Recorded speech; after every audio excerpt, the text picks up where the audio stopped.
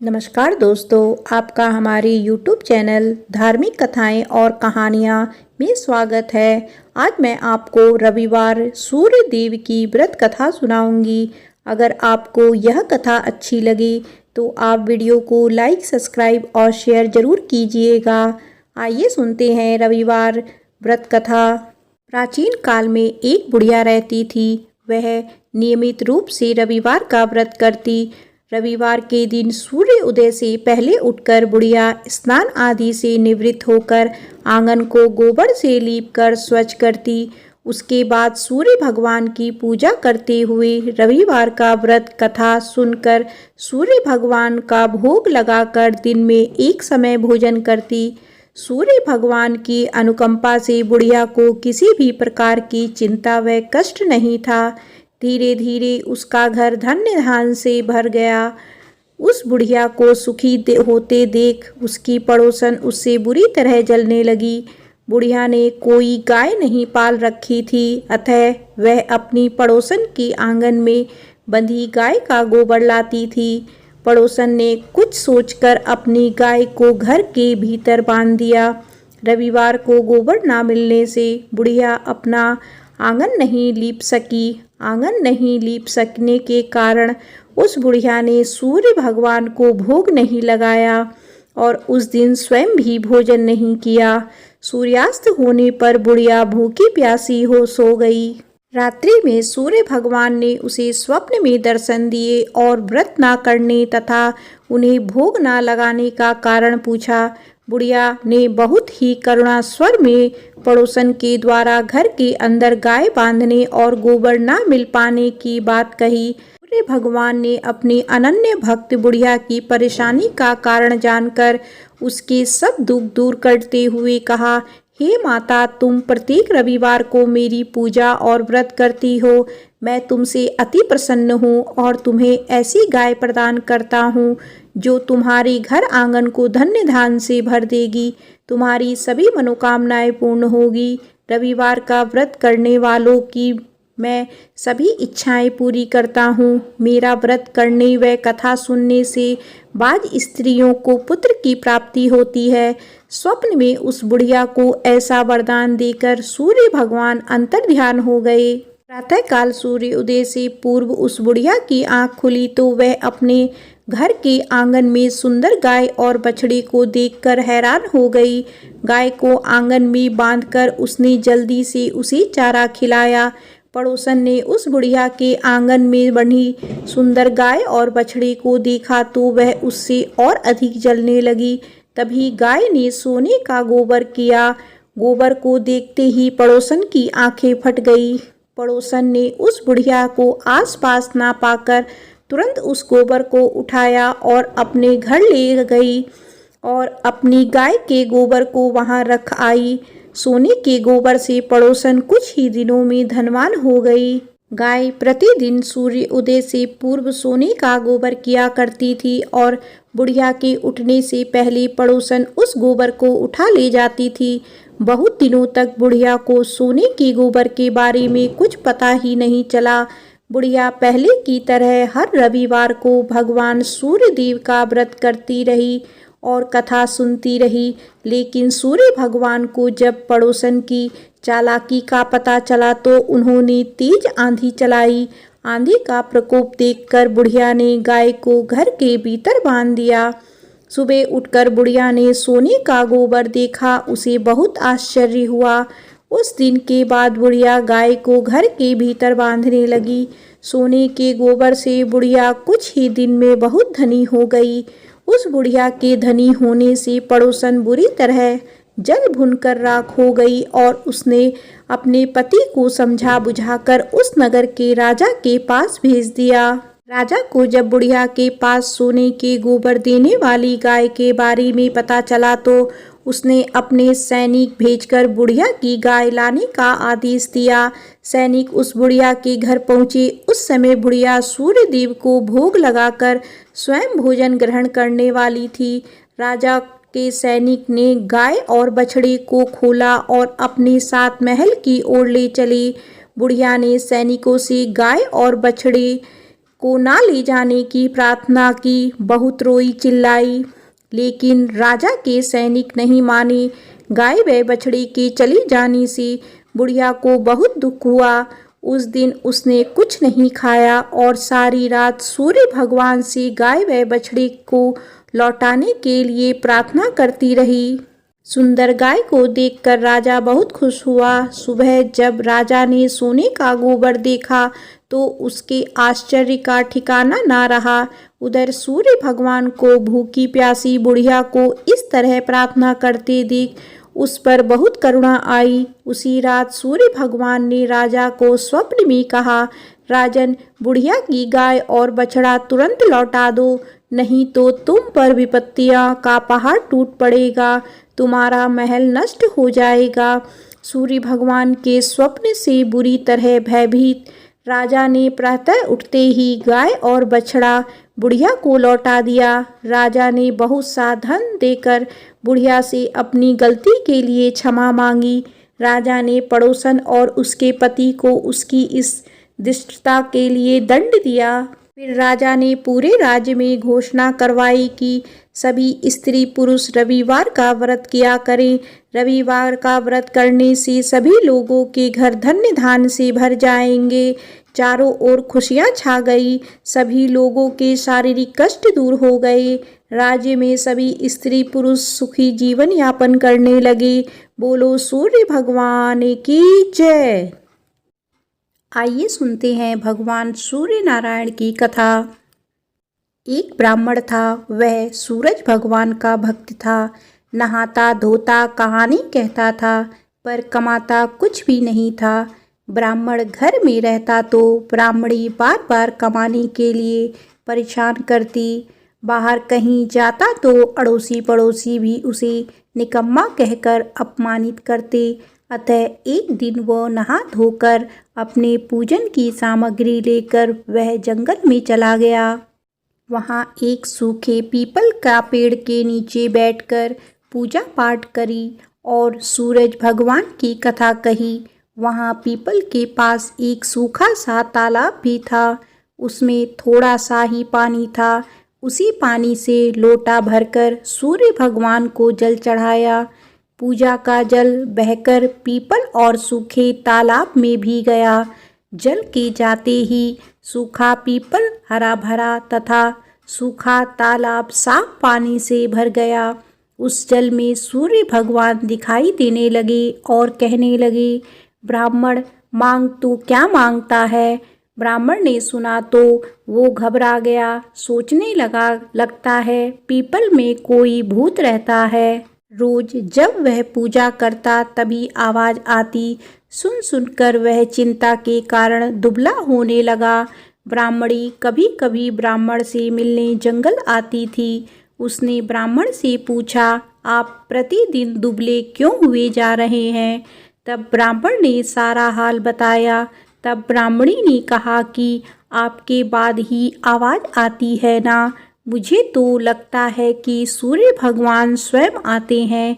इस बार जब आवाज़ आए तो तुम सब कुछ मांग लेना। ब्राह्मण ने बोला, कैसे मांगूं? ज़्यादा कुछ कहना होगा तो मैं भूल जाऊंगा। कोई ऐसी तरकीब बताओ जिससे कम शब्दों में ज़्यादा कुछ मिल जाए। ब्राह्मणी ने कहा, तुम इस प्रकार कहना, 9 खंडे महल के अंदर सोने के पालने में पड़पोते को दास दासियां द्वारा खिलाते अपनी आँखों से देखूं। इस प्रकार लंबी उम्र महल बेटे पोते पड़पोते और धन सब मिल जाए। क्योंकि जब धन होगा तभी तो सोने का पलंग, दास दासियां होंगे और आंखें घुटने ठीक होंगे। तभी तो पड़पोते को सोने के पालने में झूला झूला सकेंगे और देख सकेंगे। दूसरे दिन पूजा के बाद आवाज़ आई तो ब्राह्मण ने वैसा ही कहा जैसा ब्राह्मणी ने समझाया था। सूरज भगवान ने कहा, दिखने में तो भोला भाला लगता है, पर एक ही बार में सब मांग लिया। सूरज भगवान ने कहा, जा तेरी इच्छा पूरी होगी। ब्राह्मण जंगल से घर आया तो देखा कि उसकी टूटी हुई झोपड़ी की जगह एक नौखंडा महल खड़ा है। दास दासी आ जा रहे थे। ब्राह्मण ने उनसे कहा, यहाँ मेरी झोपड़ी और बूढ़ी ब्राह्मणी थी, कहाँ गई? उस समय महल की खिड़की से एक सुंदर औरत गहनों और सुंदर कपड़ों से सजी हुई बाहर आई और ब्राह्मण से बोली, आ जाओ, ये अपना ही घर है। सूरज भगवान ने तुम्हारी मनोकामना पूर्ण कर दी है। ब्राह्मण ने कहा, हम इतने धन का क्या करेंगे? ब्राह्मणी ने कहा, धन से क्या नहीं होता, दान पुण्य यज्ञ होम करेंगे। फिर ब्राह्मण ने वैसा ही किया। अब सब राजा की जगह ब्राह्मण का गुणगान करने लगे। राजा ने यह सब सुनकर ब्राह्मण को बुलाया और पूछा, कल तक तो आपको खाना भी नहीं मिलता था, आज ये धन कहाँ से आ गया? कहाँ से चोरी डाका डाला? ब्राह्मण ने कहा कि यह सब तो सूर्य भगवान की कृपा है और सारी कहानी राजा को बता दी। राजा ने कहा, मेरे पुत्र नहीं है तो मुझे क्या करना चाहिए? ब्राह्मण ने राजा को सूर्य भगवान की पूजा की विधि बताई। राजा ने वैसा ही किया जो उसके पुत्र हो गया। सब लोग सूर्य भगवान की जय जय बोलने लगे। हे सूर्य भगवान, जैसा ब्राह्मण और राजा की मनोकामना पूर्ण की, वैसी सबकी करना।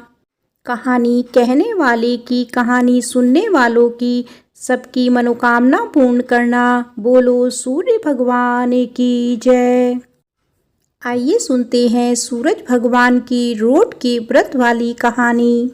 किसी गांव में एक माँ और उसकी बेटी दोनों सूरज जी की व्रत किया करती थी। एक बार सूरज जी के व्रत वाले दिन माँ ने बेटी से कहा, मैं पानी लेने जा रही हूँ, तू 2 रोट बना कर रख लेना। एक छोटा और एक बड़ा रोट बनाना, जो हम पूरा खा सकें, क्योंकि रोट को जूठा नहीं छोड़ते। रोट के आटे में नमक मत डालना, यह अलुना होता है। माँ पानी भरने चली गई और बेटी रोट बनाने लगी। तभी सूरज भगवान एक साधु बाबा का वेश बनाकर वहाँ आए और भिक्षा मांगने लगे। लड़की ने कहा, मेरी माँ का रोट तो बन गया है, पर मेरा रोट बनेगा, उसमें से आपको दूंगी। बाबा ने कहा, जो रोट बन चुका है उसी में से दे दो, नहीं तो मैं जा रहा हूँ। लड़की ने माँ के रोट में से टुकड़ा तोड़ कर दे दिया। जब माँ वापस आई तो बहुत नाराज हुई और बोली, हे लड़की, मेरी रोटी का टुकड़ा दे दिया, मेरी रोटी मुझे साबुत दे। वह लड़की को मारने लगी। लड़की डर कर जंगल में भाग गई और एक पेड़ पर चढ़कर बैठ गई। सूरज भगवान ने सोचा, बेचारी लड़की को मेरे कारण घर से निकलना पड़ा, इसीलिए इसकी रक्षा मुझे ही करनी पड़ेगी। सूरज भगवान रोज उसके लिए चूरमे का एक लड्डू और 1 लोटा पानी भेज देते थे। लड़की मज़े से खा पी लेती थी और बैठी रहती थी। एक दिन एक राजा शिकार करते हुए उधर से निकले। थकान मिटाने के लिए उसी पेड़ के नीचे आराम करने रुके। राजा ने अपने सेवकों से कहा, प्यास से जान निकली जा रही है, चुल्लू भर पानी मिल जाता तो प्राण बच जाते। पेड़ पर बैठी लड़की ने यह सुना तो उसने चुल्लू भर पानी डाल दिया। राजा ने पानी पी लिया। राजा ने कहा, अरे सेवक, आधी जान तो बच गई, एक चुल्लू पानी और मिल जाए तो आधी जान और बच जाएगी। लड़की ने फिर एक चुल्लू पानी डाल दिया। राजा ने पी लिया। राजा को आश्चर्य हुआ। उसने सेवक से कहा, ऊपर अवश्य कोई है, तू ऊपर चढ़ और देख कौन है। सेवक ऊपर चढ़ा तो उसे लड़की मिली। लड़की ने सेवक से कहा, भैया, तुम ये स्वादिष्ट लड्डू खा लो और पानी पी लो, पर राजा को मेरे बारे में मत बताना। कह देना कि ऊपर कोई नहीं है, पता नहीं राजा मेरे साथ कैसा व्यवहार करेंगे। सेवक भूख प्यास से परेशान था। उसने लड्डू खाया, पानी पिया और नीचे जाकर राजा से कह दिया कि ऊपर कोई नहीं है। राजा ने सेवक से कहा, तू ऊपर गया तब तो थका हुआ था और आया तो तरोताजा दिख रहा है। नहाया और खाया हुआ मनुष्य छिपता नहीं है। मुझे शक हो रहा है, मैं खुद ऊपर जाकर देखता हूँ। राजा पेड़ पर चढ़ा, वहाँ सुंदर सी ब्राह्मण कन्या को पाया। राजा ने कहा, डरो नहीं, तुम बहुत सुंदर हो, मेरे साथ चलो, मैं तुमसे विवाह करना चाहता हूँ। लड़की राजा के साथ चली गई। राजा ने उसके साथ विवाह कर लिया। साल भर में ही उसने एक सुंदर बालक को जन्म दिया। उसकी अन्य रानियां उसकी देवरानी, जेठानी और उसके पुत्र की सुंदरता से जलने लगी थी। सूरज भगवान का व्रत आया। लड़की रानी ने व्रत के लिए रोट बनाया। दूसरी रानियों ने राजा से कहा, तुम्हारी नई रानी को रोट बनाना नहीं आता, उसका बनाया हुआ रोट खाओगे तो आपका पेट दुखेगा, रानी खाएगी तो कुंवर का पेट दुखेगा। नई रानी ने यह सब बात सुन ली और उसने रोट को थाली के नीचे छुपा दिया और सूर्य भगवान से सहायता के लिए प्रार्थना करने लगी। राजा ने जब पूछा कि थाली के नीचे क्या है, तो उसने कहा कि मेरे गरीब पीहर से आया हुआ उपहार है। राजा ने थाली उठाई तो देखा उसके नीचे सोने का चक्र था। राजा ने कहा, वाह, गरीब पीहर वालों का ऐसा उपहार। नई रानी चुप रही। एक दिन रानी खिड़की में खड़ी थी, तभी उसे अपनी माँ दिखाई थी, जो दरिद्र अवस्था में छाजले बेच रही थी। उसने सोचा, माँ को यहाँ बुला लें तो यहाँ आराम से रह लेगी। इतने नौकर चाकरों में वह भी कुछ काम कर लेगी और किसी को पता भी नहीं चलेगा। उसने माँ को बुलाया।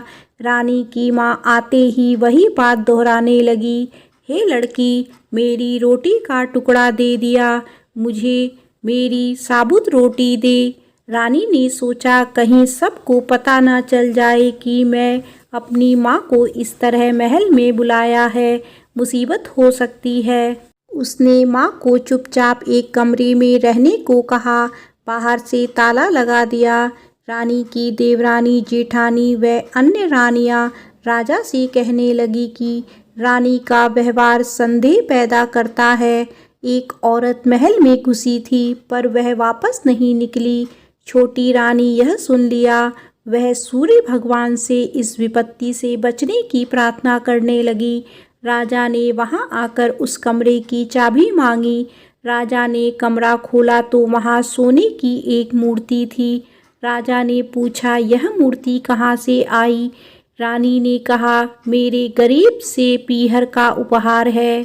राजा ने कहा, तुम्हारे गरीब पीहर से इतने कीमती उपहार आते हैं, मुझे तुम्हारा पीहर देखना है, हम वहाँ चलेंगे। रानी ने फिर सूरज भगवान से मदद मांगी।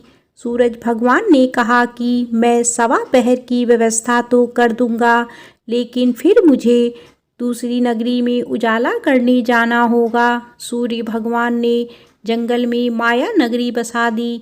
महल, झरोखे, बाग बगीचे, रिश्तेदार आदि सब माया से बना दिए। महल की रसोई में कई प्रकार के व्यंजन बन रहे थे। सबसे मिलकर और खा पी कर रानी ने राजा से वापस चलने को कहा। राजा ने कहा, जल्दी क्या है, थोड़ा आराम कर ले। रानी ने बड़ी मुश्किल से राजा को वापस चलने के लिए मना लिया और वे रवाना हो गए। थोड़ी दूर जाने के बाद राजा को ध्यान आया कि उनकी कटार वहीं रह गई है। राजा ने सेवक को कटार लाने भेज दिया। सेवक वहां गया तो देखा कि वहां जंगल के सिवा कुछ भी नहीं था। कटार झाड़ी में पड़ी मिली। कटार लेकर सेवक आया और उसने यह सब राजा को बताया। राजा को पहले ही शक था। उसने तलवार निकाली और गुस्से में आकर रानी से सच बताने को कहा। रानी ने सब कुछ सच सच कह डाला और सूरज भगवान की कृपा और मदद के बारे में भी बताया। यह सब सुनकर राजा बहुत खुश हुआ और रानी को सूरज रोट का व्रत अच्छे से करने को कहा। रानी का मान और बढ़ गया। हे सूरज भगवान, जैसा सुख उस लड़की को मिला वैसा ही सुख यह कहानी कहने और सुनने वाले को भी देना। बोलो सूरज भगवान की जय।